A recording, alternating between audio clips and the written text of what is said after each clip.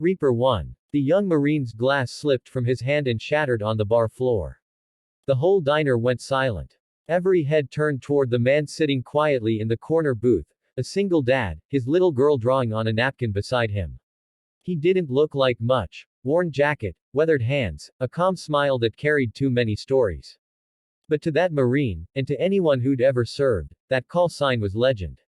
The camera closes in on the Marine's stunned face, then pans to the man's steady eyes, the ones that had seen more than most could ever imagine. And before we go deeper into his story, don't forget to hit that like button, subscribe, and stay till the end, because this one will hit you right in the heart. It was a rainy Friday evening at the Eagle's Rest Diner, a small town spot where veterans often came for cheap coffee and quiet company. The man, Jack Reynolds, sat with his daughter, Lily.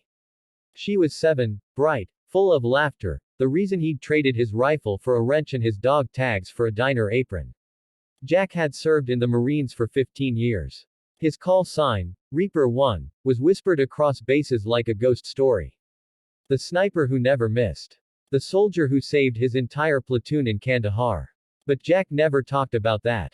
He didn't need to. That night, a group of young Marines walked in, fresh out of boot camp, full of energy and pride. They joked, laughed, and carried that same fire Jack once had. One of them, Corporal Tyler Hayes, noticed Jack's jacket, an old Marine Corps emblem barely holding onto the sleeve. He grinned, walked over, and said, "Hey sir, you a vet?" Jack nodded, polite and calm. "Once upon a time." Tyler smiled. "Semper Fi. What unit?" Jack hesitated for a moment, then replied softly, "First Recon."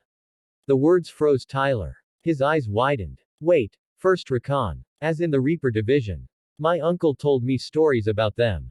Jack smiled faintly. "Yeah, I knew a few of those guys." Tyler, trying to connect, pressed on. "You ever hear of someone called Reaper 1? They said he was a legend, could hit a target from 2 miles out.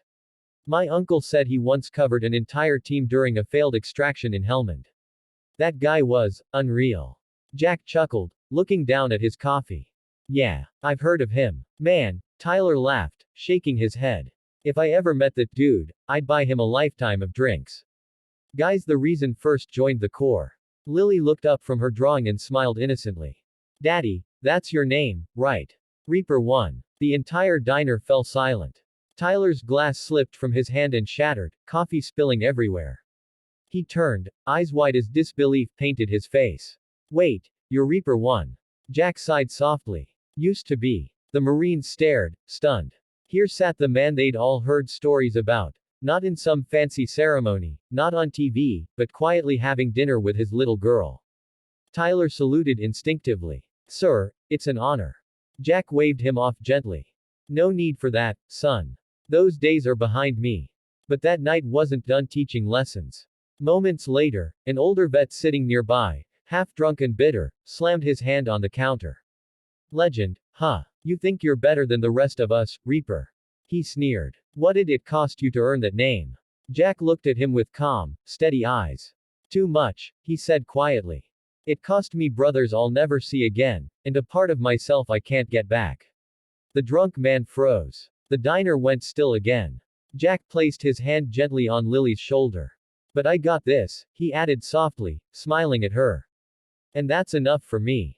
The young Marines watched, silent and moved. Tyler stepped closer. "Sir, why'd you never tell anyone who you were? Why live like this? You could be working at a base, training snipers, writing books." Jack smiled faintly. "Because war's not a story you tell for fame, son. It's one you live, and then spend your life learning to forget." The words hit hard. Even the drunk vet lowered his eyes. The waitress, who had overheard everything, whispered, "He comes here every Friday. Always leaves a tip for the homeless vet fund." Tyler, eyes misty, finally said, "Sir, you may have put your rifle down, but you're still leading, just in a different way."